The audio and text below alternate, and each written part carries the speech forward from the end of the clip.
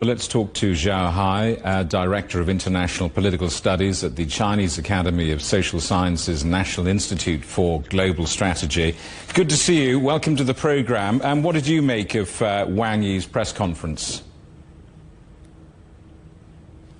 Thank you for having me, Jamie. I think it's very important to remember we're at a critical juncture of history here. And at this particular moment of two sessions, Foreign Minister Wang Yi came out and made a very stark contrast between China and the United States, where the U.S. is making the world a worse and dangerous place, and China trying to uphold and making steadfast signs that China will be very consistent to support the current international system, and also to stand with the global South to make sure that the United Nations system, the international law will be upheld.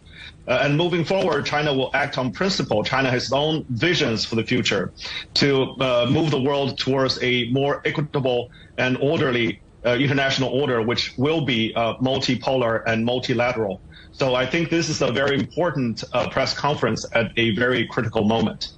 Well, let's talk about a very critical moment for Ukraine. Wang Yi said China wants to continue playing a constructive role in the resolution of the Ukraine crisis. What might that look like? Well, there's a couple of things. First of all, Foreign Minister Wang Yi noted that on the second day of the conflict, China has already promoting peace resolutions and also dialogue and negotiations between the two sides. That is a very important thing. And then right now, when the United States are coming back trying to negotiate a settlement with Russia and with the, Ukraine and European countries are all on the move, China is also offering help with global South countries, particularly with Brazil, proposing peace plans. And China can do more behind the scenes, including promoting post-war reconstruction. And there was a question about China contributing to peacekeeping. There's different considerations of forms. So in many ways, China can continue to work for peace behind the scenes and also, helping both sides with Ukraine and Russia to put them together and try to iron out a possible solutions on this future deal. Press conferences like this are interesting for what is said and what isn't said and who is mentioned and who is mentioned. Wang Yi did not once mention Donald Trump by name. What does that say? What does that suggest to you? That means China still believes that President Trump wants a deal with China. However, he's using the wrong tactic.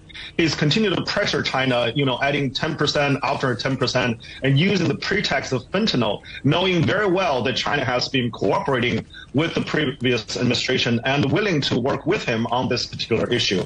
So I think China is refusing the tactic of pressuring China on this particular issue and telling President Trump that if he really wants to negotiate, he needs to really signal this and come back to the talking table.